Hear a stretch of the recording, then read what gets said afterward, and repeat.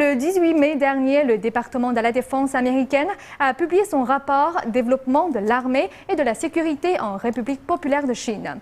Selon ce rapport, l'augmentation du budget de l'armée chinoise pourrait atteindre 180 milliards d'euros, un chiffre bien plus élevé que celui officiellement publié. Ce rapport désigne la Chine comme l'espion économique le plus actif de la planète. Elle l'accuse également d'utiliser les cyberattaques pour récolter des données. Tel est le sujet traité par notre dossier interdit du jour. Les données officielles publiées par le PCC au mois de mars dernier montrent que le budget militaire pour 2012 atteindra 106 milliards de dollars, soit une augmentation de 11,2% par rapport à 2011. Le budget militaire chinois a connu une augmentation à 2 chiffres presque chaque année de ces 2 dernières décennies.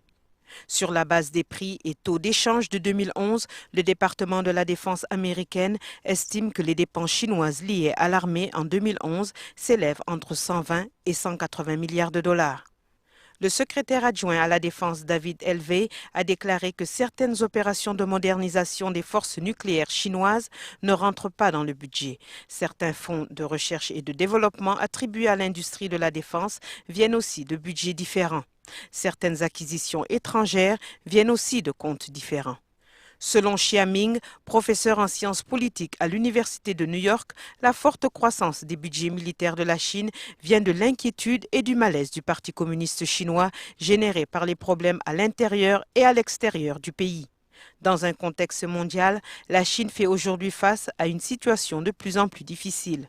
Après un développement de plus de 10 ans, le PCC se sent riche et assuré. Sur l'échiquier diplomatique, le régime s'est progressivement montré plus offensif et plus agressif.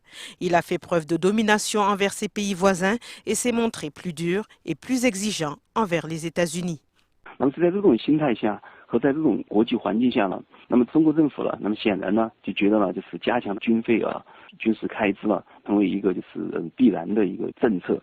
那么因为从朝鲜半岛到日本海，到就是黄海，到台湾海峡。 到下面的南海，那么到就是越南、缅甸、印度支那半岛，到那个南亚这边，那么当然还有阿富汗，所以呢，你都可以看到了，中国呢，它处于一种他认为被敌对势力呢所包围的一个国际环境，它的那个军费呢，那么显然反映出了它的这么一种那个心态。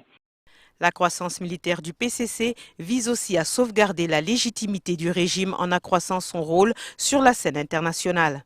L'expansion et la modernisation de l'armée servent à réprimer le peuple chinois et à renforcer la légitimité de son règne.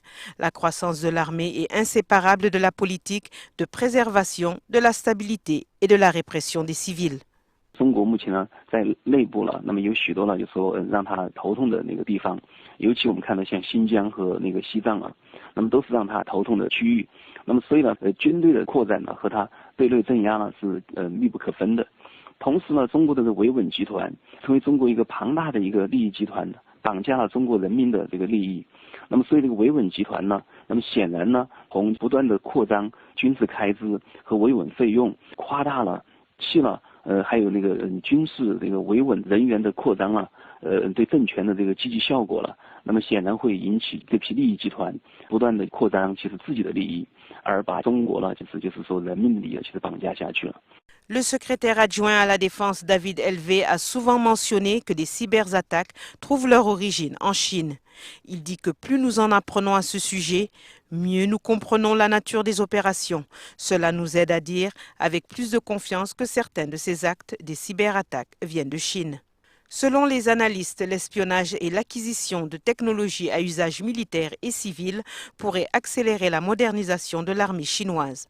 En 2011, l'administration Obama a lancé une nouvelle stratégie militaire visant à réduire le déploiement militaire dans les autres régions, mais à renforcer sa présence en Asie-Pacifique.